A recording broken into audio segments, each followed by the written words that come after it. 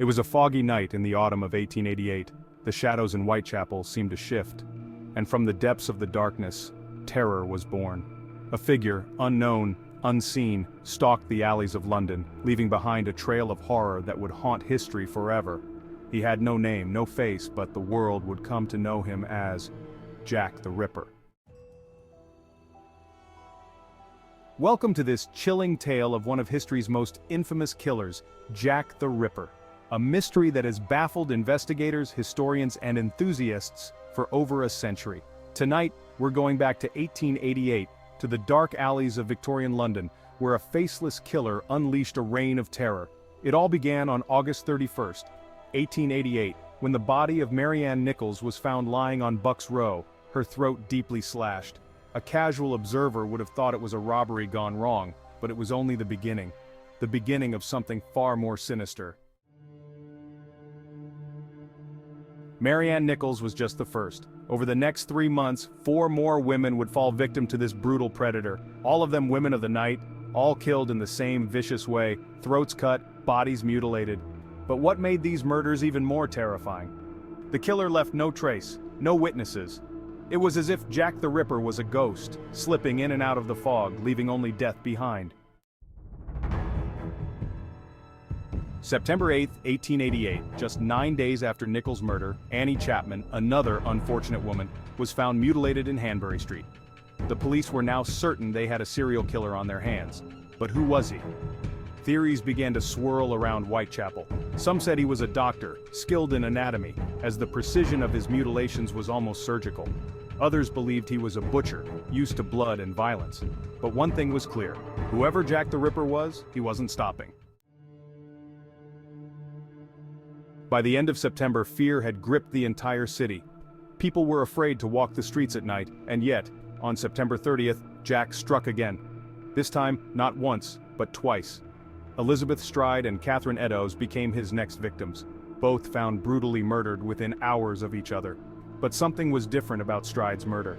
It seemed rushed, almost incomplete. It's as if Jack had been interrupted. Could someone have been closer to catching him than they realized? And then, a letter arrived, a letter signed, Jack the Ripper. It was the first time the killer had named himself, and with it came a chilling promise. The murders would continue. The letter, taunting in tone, was sent to the Central News Agency and became infamous. It read, "Dear boss, I keep on hearing the police have caught me, but they won't fix me just yet. I have laughed when they look so clever and talk about being on the right track. That joke about leather apron gave me real fits. I am down on whores and I shan't quit ripping them till I do get buckled. Yours truly, Jack the Ripper." It was a bold move, one that terrified the public even more. Could this letter really be from the killer?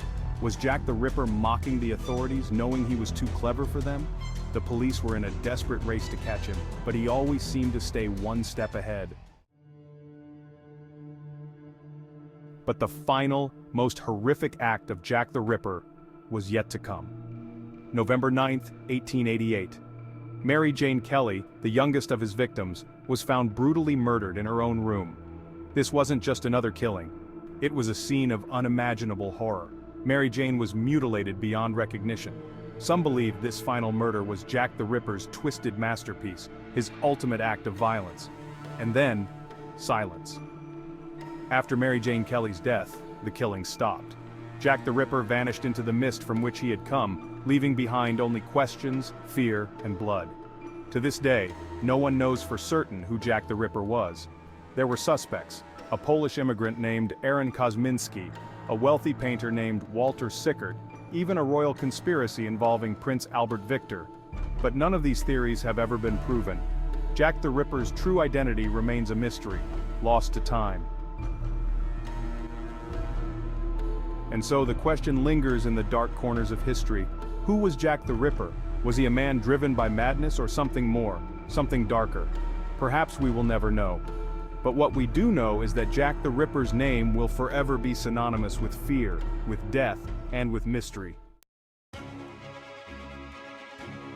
If you enjoyed this chilling tale and want to explore more true crime stories, don't forget to hit the like button, share this video with your friends, and subscribe for more dark mysteries from the pages of history.